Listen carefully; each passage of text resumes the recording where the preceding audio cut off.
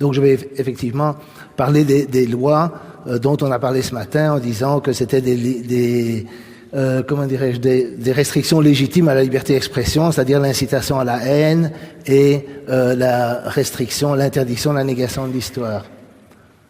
Donc je vais commencer par rappeler la conception classique de la liberté d'expression, qui est exprimée entre autres dans la Déclaration universelle de 1948, où l'article 19 dit on en a déjà parlé, mais tout individu a le droit à la liberté d'opinion et d'expression, ce qui implique le droit de ne pas être inquiété pour ses opinions, ni celui de chercher, de recevoir et de répandre sans considération de frontières les informations et les idées par quelque moyen d'expression que ce soit. Donc ça, c'est la déclaration classique, et cette déclaration, comme on l'a dit plusieurs fois, remonte aux Lumières, et alors en particulier du côté anglais à John Stuart Mill. On a déjà cité cette remarque. Il donne un très bon argument. Il dit ce qu'il y a de particulièrement néfaste à imposer silence à l'expression d'une opinion, c'est que là, ça revient à voler l'humanité. Il parle des générations futures. Après, il dit si l'opinion est juste, on les prive de l'occasion d'échanger l'erreur pour la vérité, et si elle est fausse, c'est très important, et si elle est fausse, ils perdent un bénéfice presque aussi considérable, une perception plus claire et une impression plus vive de la vérité que produit sa confrontation avec l'erreur. Donc il estime que la vérité se renforce dans la confrontation avec l'erreur et au contraire de la censure. Alors maintenant, que faire? Je vais venir aux conclusions.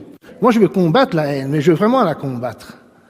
D'accord? Je pense que toutes ces mesures, je vais essayer d'expliquer, toutes ces lois ne font qu'attiser la haine en réalité.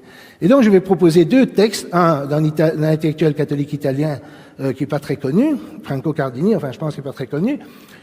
Il dit ceci: ne sous-estimez pas ce que je vais vous dire. C'est le fruit de l'expérience d'un vieux monsieur, peut-être pas trop intelligent, mais assez cultivé, expérimenté, qui ne cesse de voyager, qui écoute ce que disent les gens dans les trains et dans les bars.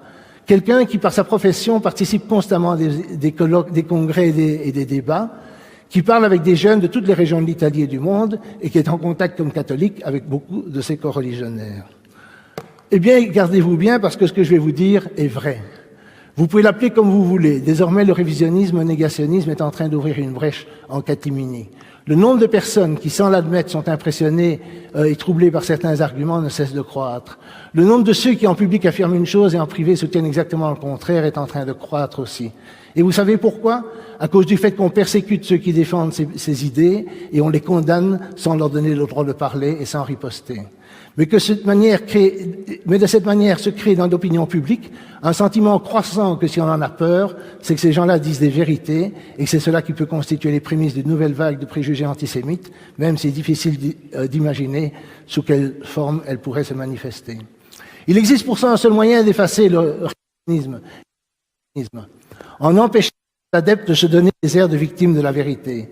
C'est de contester rationnellement et paisiblement leurs thèses, les réfuter, les détruire et ainsi discréditer définitivement ceux qui s'en font les héros. Cela est la seule manière d'effacer à jamais les calomniateurs de la Shoah.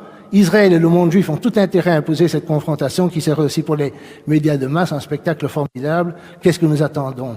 Mais évidemment, bonne question, mais évidemment, les lois existantes empêchent ce genre de confrontation, parce que si vous aviez ces confrontations, vous auriez forcément, les gens ne vont pas faire une confrontation s'ils doivent sortir avec des menottes aux mains à la sortie du débat, parce qu'ils ont tenu des trucs qui sont illégaux. Il faut d'abord abolir les lois et puis faire ce genre de confrontation.